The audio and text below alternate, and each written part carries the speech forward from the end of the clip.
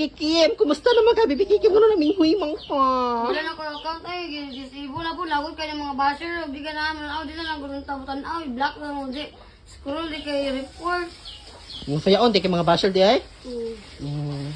Wala si akon ko, sang miris, sunod nyo guys, nasuspindi na po sa una na ban guys, kay ang Bibi Kikim, sunod nyo guys, na worth of 100,000 followers na ban, nagsulat ang Maris, sunod nyo na po na ban.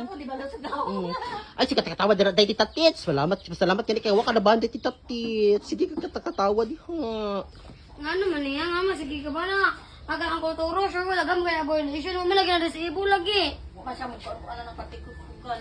Why na ay? Ni-report yun ako ah. Awa ka turo kay wa man report ka turo nga lagi nakita gyud sa video nga City Jazz sa kakitaw.